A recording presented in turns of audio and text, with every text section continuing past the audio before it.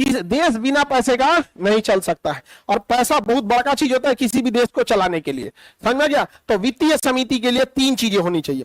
कितना पैसा निकलेगा, इसके लिए एक समिति होनी चाहिए।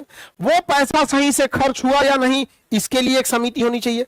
सरकारी कंपनियां प्रॉफिट बना रही है या नहीं, इसके लिए एक समिति होनी चाहिए। बाकी पैसा की जरूरत क्या है? देखो घोटाले कैसे हो सकते हैं। सपोज करो कि किसी पुल को बनने के लिए 100 करोड़ की जरूरत है, तो सरकार क्या करे, 300 करोड़ निकाल दे और किसी कंपनी को दे दो 300 करोड़, और पुल बनाएगा 100 करोड़, उसको कितना आ गया 200 करोड़। 200 करोड़ में कहा जाएगा तुम 10 करोड़ रख ले, और 190 करोड़ हमारे पार्टी फंड में चंदा डाल दे।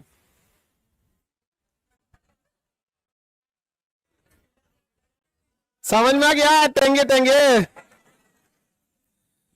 तो इसके लिए भी एक समिति होनी चाहिए कि नहीं, कि बाबू उतने निकालो जितना जरूरत है।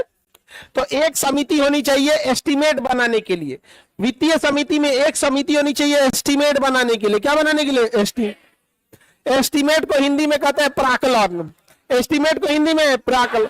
तो प्राकलन समिति बताएगी कितना पैसा निकलना चाहिए और कितना नहीं निकलना चाहिए। तो प्राकलन समिति क्या बताती है? पैसा कितना निकलना चाहिए, कितना नहीं। अब मान के चलिए बहुते काम होता है, एयरपोर्ट बन रहा है, हाईवे बन रहा है, बंदरगाह बन रहा है, यूनिवर्सिटी, हॉस्पिटल, अस्पताल, दुनिया भर का चीजें हो रही हैं। बताओ पैसा कौन सी समिति निकालने को बोलती है? प्राकलन समिति। प्राकलन समिति अगर ज्यादा पैसा निकाल दिया तो विपक्ष हल्ला कर देगा, अरे अरे अरे कटौती प्रस्ताव, इसमें और काटो, और क्या करो, काटो, कटौती प्रस्ताव ला देगा। समझ में आ गया कि नहीं? है पैसा लेने का सिंपल तरीका बताया कि नहीं? घोटाला करने का सबसे सिंपल तरीका क्या है? प्राकलन समिति उमच के पैसा निकाल दो, बना दो भैया, जाओ, हो गया। चंदा देना तो लीगल है, प्रॉफिट भी लीगल है। अब आपको हम प्रॉफिट करा देंगे, चंदा ले लेंगे। हाँ हाँ हाँ, सब हो रहा है यहाँ पे, सब हो रहा है। भारत को सुधरने में अभी समय लगेगा। रीजन बीइंग कि हम लोग अनमेच्योर डेमोक्रेसी में रहते हैं। हम जिस डेमोक्रेसी में रहते हैं उसमें लोग नेता नहीं बाप चुनते हैं। आप उसके नेता के खिलाफ कुछ बोल दीजिएगा ना, आप उसके बाप को गरिया दीजिएगा तो नहीं घुसियाएगा, लेकिन जिस पार्टी को वोट दिया है उसको बोल दिया लड़ जाएगा आपसे। होना क्या चाहिए? आपको जिस पार्टी को वोट देना है आप दीजिए, आपकी इच्छा, आप 4-5 को और आदमी को प्रेरित करके वोट दिला दीजिए, लेकिन जब चुनाव खत्म हो जाए उसके नट्टी पे चढ़ के काम कराइए। यही होना चाहिए। लेकिन हम लोग काम कराने के लिए वोट नहीं देते हैं। समझ में आ रहा है कि नहीं?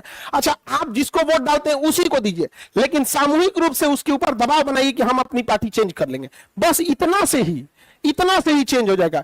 थोड़ा सा युवा जो थे सब ना, हल्का सा मूड घूमा था, सब रेलवे की वैकेंसी बढ़ गई, पानी सा, बस युवाओं ने अपना हल्का सा रुख मोड़ा था कि सरकार हमें ध्यान नहीं दे रही है, धाए दे वैकेंसी बढ़ गई।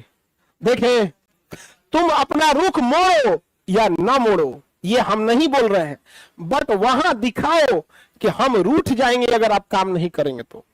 बाकी आपकी मर्जी, हम इसमें ज्यादा जबरदस्ती आपको सलाह नहीं देते हैं। प्रेम, राजनीति और धर्म, इसमें हमें पता है कि कोई दूसरे का सुनने वाला नहीं है, लेकिन एक इंसान का इंसानियत का फर्ज निभाते हुए हम चलते हैं कि कम से कम हम तो कहेंगे कि यहाँ पे हमने कभी नहीं बोला कि आप जिसे वोट देते हैं उसे मत दीजिए, लेकिन उसे एहसास दिलाइए कि तुम काम नहीं करोगे तो पलट देंगे हम। समझ में आ गया कि नहीं आ गया? और कभी ये मत होने दीजिए कि आप किसके वोट बैंक है। महिलाओं ने कभी नहीं होने दिया। जो पार्टी आती है महिलाओं की बात करती है, बहुत समझदार है ये लोग। कोई है जो पार्टी जो महिलाओं का विरोध कर दे? जिसको देखो महिला सशक्तिकरण, महिला का आरक्षण, महिला का ये, महिला का कानून, या एकदम आई लोग आराम से बढ़िया से मलाई मिला नहीं समझे? अच्छी चीजें ये आप लोग की।